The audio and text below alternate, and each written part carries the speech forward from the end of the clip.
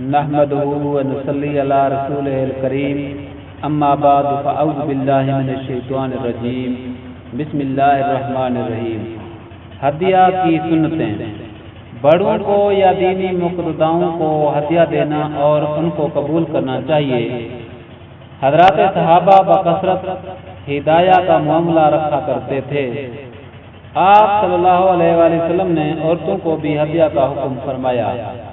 آپ صلی اللہ علیہ وآلہ وسلم نے فرمایا، کسی عورت کے لیے اپنے مال میں تصرف جائز نہیں جب تک شوہر اجازت نہ دے دے۔ ہدیہ قبول نہ کرنا، عذر کی وجہ سے ہدیہ قبول نہ کرنا سنت ہے۔ ہدیہ کے عوض سے ناراض ہونے والے کا ہدیہ آپ قبول نہ فرماتے۔ ایک صحابیہ کہتی ہیں کہ میں نے تر کھجور کا ایک خوشہ اور گڑی آپ صلی اللہ علیہ وسلم کے پاس بھیجا، آپ نے کھا لیا، چنانچہ آپ نے مجھے 2 ہتھیلی پر سونا اور زیور عطا کیا اور فرمایا اسے پہن لو۔ ازواج مطہرات کا آپس میں ہدیہ لینا دینا رہتا تھا۔ آپ صلی اللہ علیہ وسلم نے ہدیہ کے مکافات کا حکم فرمایا۔ ہدیہ سے مبغوض محبوب بن گیا۔ غریب کا ہدیہ، غریب اور محتاج کا بھی ہدیہ قبول کرنا سنت ہے۔ شادی کے موقع پر ہدیہ بھیجنا سنت ہے۔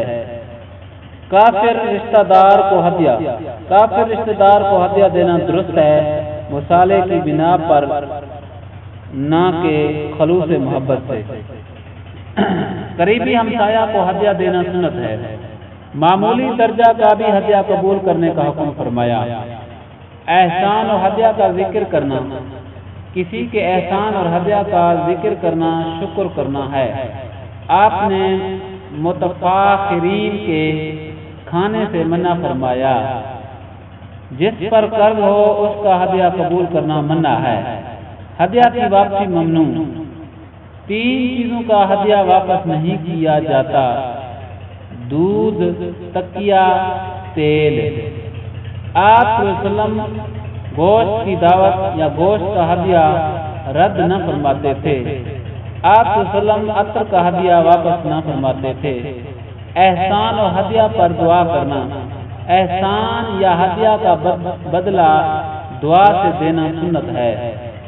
آپ صلی اللہ علیہ وآلہ وسلم نے فرمایا، جس نے احسان کرنے پر جزاک اللہ کو خیرا کہا، اس نے اس کی گویا پوری تعریف کی۔ ہدیہ کی تقسیم، اہل مجلس پر ہدیہ تقسیم کر دینا سنت ہے۔ آپ صلی اللہ علیہ وآلہ وسلم نے فرمایا، جب کوئی ہدیہ پیش کیا جائے اور لوگ اس کے پاس موجود ہوں تو وہ لوگ اس میں شریک ہوں۔ کسی عہدے کی بنا پر ہدیہ لینے سے منع فرمایا۔ آپ صلی اللہ علیہ وآلہ وسلم نے فرمایا، جو شخص کسی کی سفارش کرے اور اس سفارش کی وجہ سے اس کو ہدیہ میں کوئی چیز ملے اور وہ اسے لے لے تو وہ سود کے دروازوں میں سے بڑے دروازے میں داخل ہو گیا۔ وآخر دعوانا الحمد للہ رب العالمین۔